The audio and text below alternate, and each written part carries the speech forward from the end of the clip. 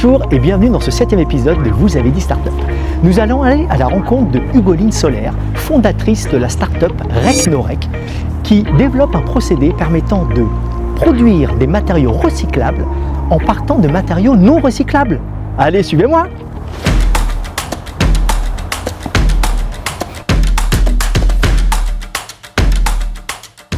Bonjour Hugoline. Bonjour Hugoline. Comment ça va? Ouais, impeccable. Ah bah il y a un petit coin sympa là, on va venir s'installer là. Donc merci Hugoline de nous recevoir dans cet incubateur où tu développes ton projet. Est-ce que tu peux nous en dire plus par rapport à ton parcours? Oui, bien sûr.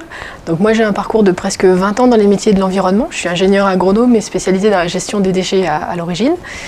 Et donc dans les grandes entreprises de l'environnement, j'ai appris un certain nombre de principes autour des questions de gestion des déchets, de l'assainissement ou de la gestion de l'eau. Et pour finir, j'ai travaillé dans les métiers de l'innovation autour de l'environnement. Et voilà, c'est à partir de là que le projet a commencé à prendre forme. Donc tu as passé un certain nombre d'années en tant que salarié dans l'environnement et donc tu as accumulé cette expérience et donc tu te lances dans cette nouvelle aventure. Alors est-ce que tu peux nous en dire plus ? Donc le projet consiste à introduire en Europe et à européaniser une technologie artisanale qui est née en Amérique latine et qui permet, contre toute attente et à la grande surprise ici, de recycler les déchets, notamment plastiques non dangereux, dans leur mélange, dans leur salissure, pour en faire un matériau comme on le présente ici, qui va remplacer le bois dans des applications très variées, plutôt dans l'extérieur, dans des applications extérieures et sous des formes très variées. Forme de bois, forme de plastique. Donc ça c'est le résultat de ce que tu produis, c'est ça?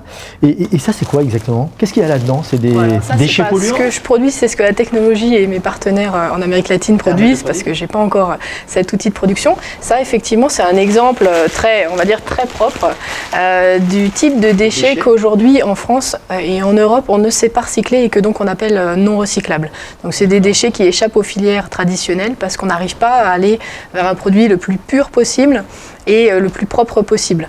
Donc on considère que pour des raisons de développement durable, ils sont non recyclables et donc on va les éliminer en incinération ou en mise en décharge. Donc l'objectif c'est vraiment de partir de tous ces déchets non recyclables et de venir produire ces matériaux et qui permettent demain pour faire de la construction, c'est ça ou qu'est-ce qu'on peut faire exactement avec ce genre de produits? Ah, c'est l'imagination qui limite. Hein. Ouais. En fait, on peut soit en faire des planches, comme ils le font en Amérique latine, et remplacer le bois dans de nombreuses applications extérieures, puisque c'est un produit imputrescible très résistant et qui vieillit ça, je confirme, c'est très bien. On peut également en faire des profilés de différentes sections, comme ici des cylindres, et donc remplacer des objets longs qui sont fabriqués en métal, en plastique ou en bois. On peut également en faire des granulés et lui donner la forme des objets déjà existants en plastique ou en béton. Et on peut encore le découper, le presser comme une matière plastique avec des propriétés un peu différentes des plastiques traditionnels. D'accord. Et donc ça pourra servir autant à l'intérieur que surtout à l'extérieur dans un premier temps. Les premières maquettes que tu veux mettre en œuvre, c'est plus sur les côtés extérieurs? Oui. Pour plusieurs raisons. D'abord parce que c'est à l'extérieur que les contraintes de vieillissement sont les plus importantes. Ensuite parce que là-bas en Amérique latine, ils ont déjà exploré des applications en univers extérieur et donc on va s'appuyer sur le savoir-faire et l'expérience qu'ils ont. Et enfin parce que les normes en Europe pour mettre sur le marché des produits avec une application intérieure sont beaucoup plus lourdes et donc on n'a pas à notre échelle encore les moyens d'accéder à cette normalisation. Donc le procédé vient d'Amérique latine, hein, d'après ce que l'on peut comprendre. Donc là, ton objectif, c'est d'avoir une approche plus industrielle. Effectivement, c'est un projet qui ne peut pas naître en quelques mois et qui consiste à ce que j'appelle européaniser, c'est-à-dire rendre conforme à l'ensemble des règles, que ce soit droit du travail, sécurité, normes produits, on en a parlé, gestion des déchets, installation classée et industrie au sens large. Cette petite technologie qui fonctionne dans plusieurs entreprises artisanales et qui a fait ses preuves depuis quelques années. L'idée, c'est vraiment d'en faire un outil acceptable en Europe et qui réponde à la promesse des pollutions. Et donc ton objectif, c'est de collaborer avec les communautés d'agglomération, les mairies ou les particuliers même, L'idée, oui, c'est de créer des outils de territoire, parce que les déchets n'ont pas de sens à être déplacés sur des kilomètres. Même la Chine a désormais refusé d'accueillir les déchets plastiques, ce qui est une opportunité pour nous. Et donc l'idée, c'est de créer des outils adaptés au territoire pour que les déchets produits par les acteurs du territoire, que ce soit des municipalités, des particuliers ou des industries, puissent être recyclés localement et fabriquer localement un produit qui sera utilisé idéalement localement. Bon. C'est l'idée générale, et de trouver des partenaires dans ces différentes catégories, publics, particuliers et entreprises, pour déployer cette solution qui va quand même réduire l'élimination des déchets. Absolument, il y a une excellente idée pour la planète, pour la préservation de notre planète. Alors je complète quand même, parce qu'il y a un point important, il ne faut pas qu'il y ait de malentendu, on n'est vraiment pas là pour concurrencer des filières existantes de recyclage qui visent à apporter sur le marché de la réutilisation des produits très spécifiques, très monomatériaux, de très grande qualité. Je fais bien de préciser. Et nous, on vient vraiment, une fois que ces filières ont été mises en place, pour chercher ce qui n'a pas pu être recyclé. C'est ce qu'on appelle le non recyclable. Donc voilà, on est vraiment complémentaire à l'existant, et on souhaite vraiment que les filières existantes continuent à progresser. Alors je crois que tu as déjà gagné deux concours, concours Aviva et le concours des talents. Est-ce que ça t'aide, ça, justement, d'avoir une visibilité pour que les gens un peu comprennent davantage ce que tu fais? Oui, alors c'est déjà très agréable, hyper encourageant, et donc ça motive toujours. Bon, le concours Aviva, la fabrique Aviva en 2017, ça nous a lancé. Je ne sais pas si j'aurais pu initier le projet sans ce prix, de par la dotation, de par les encouragements, la le bon sens donné au produit et la médiatisation qui a été associée. Donc vraiment, j'apprécie beaucoup ce partenaire, qui reste un partenaire d'ailleurs.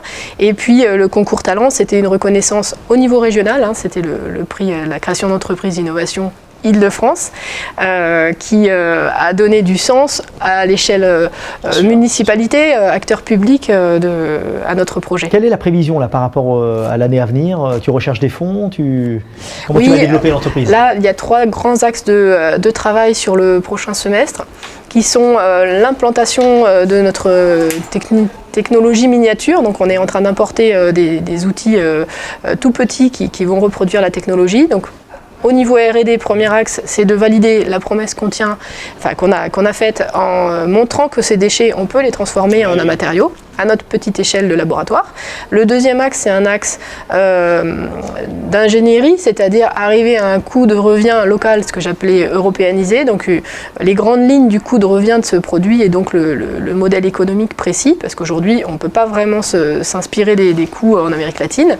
Et le troisième axe qui est majeur, c'est un axe de mise sur le marché du matériau, d'étude du marché, de recherche de partenaires commerciaux, par des preuves de concept. On peut déjà s'appuyer sur le produit qui existe en Amérique latine et le proposer à des expérimentations commerciales, et à des mises en scène et des mises en utilisation, et également rassurer les futurs investisseurs qu'on trouvera preneurs pour cette matière qui est quand même assez prometteuse. Et donc, avec ces 3 grands axes, aller vers effectivement une levée de fonds courant 2019. Très bien.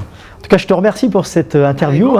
Nous sommes extrêmement curieux de voir la poursuite de ce projet, et que ça sorte vraiment, et qu'on puisse même demain acheter ce genre de matériaux dans les grandes surfaces. Dès aujourd'hui, on est disponible pour proposer le produit issu d'importation. On a une gamme qui est plus large que celle-ci, et qui permet déjà de faire des expérimentations. Alors pour conclure, je voulais juste te demander, quels sont pour toi les 3 traits d'un entrepreneur? Est-ce qu'on peut devenir entrepreneur comme ça, ou est-ce qu'on est entrepreneur?